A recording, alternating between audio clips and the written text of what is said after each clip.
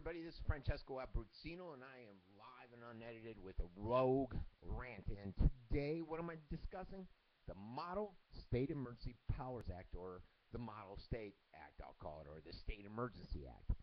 Federal health authorities could exercise authoritarian powers to control an Ebola outbreak if the deadly disease hits the United States under the Model State Act. This is legislation that was passed in the wake of 9/11, which attracted controversy at the time with its draconian scope. Why should you be concerned? Ebola is not a concern. That's something over in Liberia. Because we recently received a doctor last night here, and another aid worker is on the way here, both infected with Ebola. So what is the model legislation?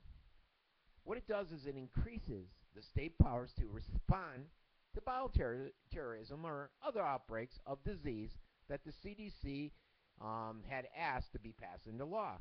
This could be a good thing, right, if checks and balances are put in place. The Model Act, unfortunately, is written in a way that does not adequately protect citizens against the misuse of tremendous powers that it would grant to these emergencies, to the government in emergencies. Although extraordinary measures may be required during an emergency, I get that. The Model Act is riddled with civil liberty problems. What it does do is it fails to include basic checks and balances, which I just said.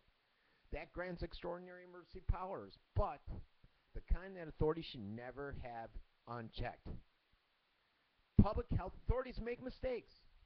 I make mistakes.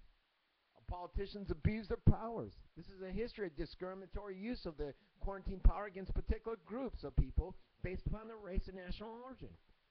For example, the lack of checks and balances could have serious consequences on the individual's freedom, privacy, and equality.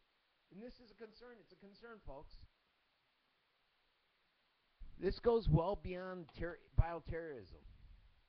The Act includes overbroad definitions of public health emergencies that sweeps into HIV, AIDS, and other diseases that clearly do not justify quarantine, forced treatment, or any other broad emergency authorities that would be granted under the Act.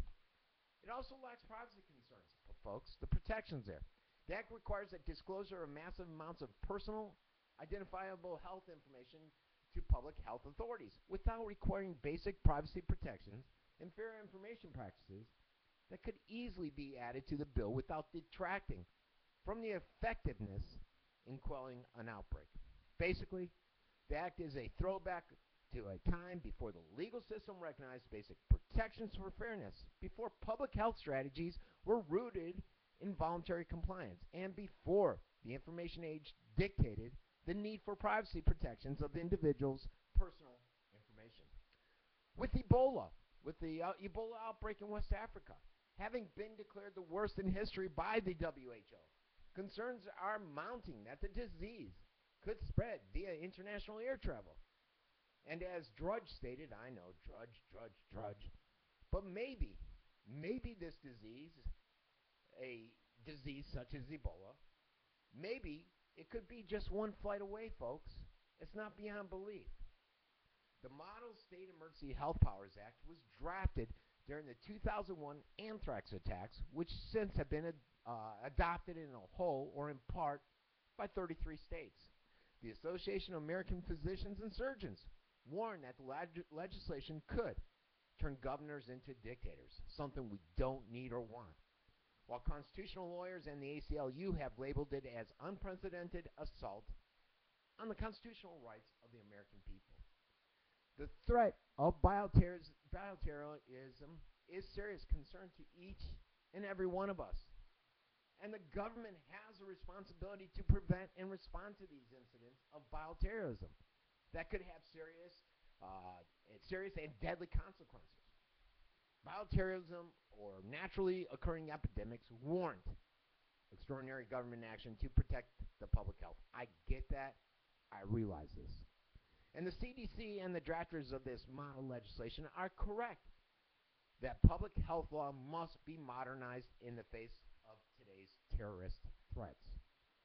And that the law needs to be clear, folks, about the extent and the boundaries of the government's powers in a time of crisis.